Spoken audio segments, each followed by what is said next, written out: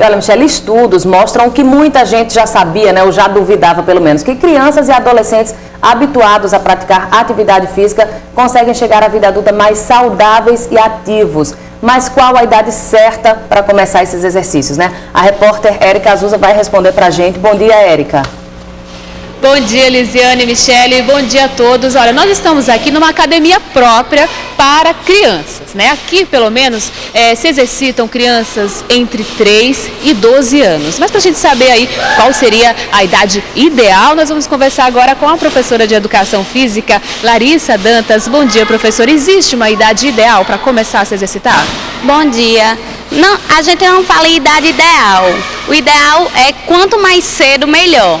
Que a criança vai criando um hábito de fazer atividade física, então ao longo da vida ela vai continuar com esse hábito, se tornando um adulto, um jovem mais saudável. Aqui nesta academia, por exemplo, que exercícios são realizados com as crianças? A gente realiza atividades corporais, onde damos oportunidades para que a criança experimente o corpo aqui. Não é um treinamento, e sim atividades corporais para que elas realmente vejam o que o corpo dela é capaz de realizar. Quais as atividades que aquele corpo pode realizar no espaço, utilizando os materiais. Então a gente estimula a que as crianças tenham equilíbrio, melhorem o equilíbrio, a coordenação, melhorem a percepção do espaço, melhorem a socialização, tudo isso. Quer dizer, isso acaba impactando no dia a dia da criança, né? Em outras atividades, em casa, com a família, na escola. Com certeza. Acaba, de certa forma, também proporcionando uma maior autonomia para essa criança. Dentro das atividades diárias delas, elas acabam começando a praticar mais essas atividades sozinhas, começando a se vestir sozinha, não precisar de tanto auxílio para fazer atividades diárias. Essas atividades, professora, o ideal é que a criança faça 2 vezes por semana, 3 vezes por semana, quer dizer, qual a frequência?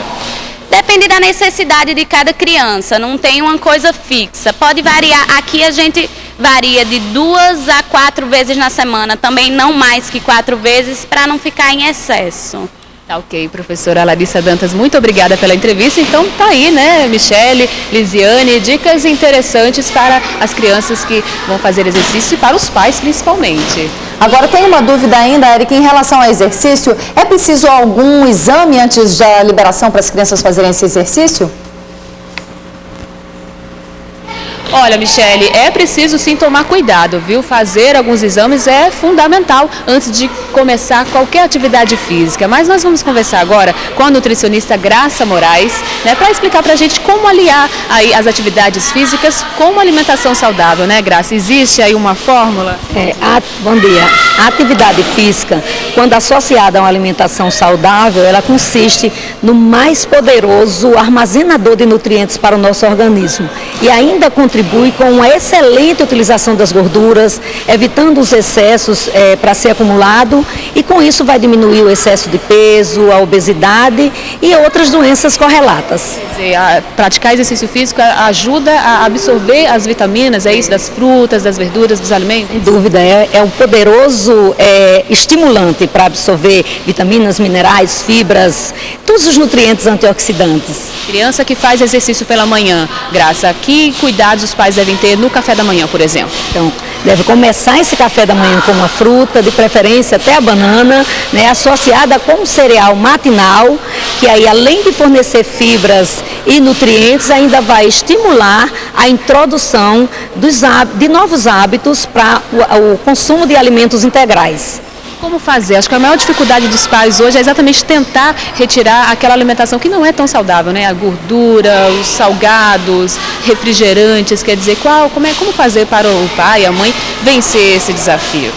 A primeira coisa que tem que fazer é deixar frutas lavadas, higienizadas ao alcance dessas crianças, né, para estimular as papilas gustativas, que geralmente os alimentos industrializados, as gorduras, os açúcares e o sódio e outros aditivos viciam essas papilas. À medida que você vai retirando esses alimentos, essas papilas que ficam na língua, principalmente, elas estão lá, vai permitir que essa criança sinta o real sabor dos alimentos. E aí encher a geladeira, de frutas, verduras e legumes, né? Retirar da despensa salgadinhos, os salgadinhos, as pipocas de micro-ondas, os biscoitos recheados e os refrigerantes. Quer dizer, ao longo dos dias, quanto menos a criança consome esse tipo de alimento, mais ela vai ter condições de sentir melhor o sabor dos demais alimentos, é isso? Com certeza. Então, assim, as papilas elas ficam viciadas e os sentidos também. Então, retirou esses alimentos que são viciantes, que aumentam a compulsão, então as pessoas passam a sentir esse real sabor.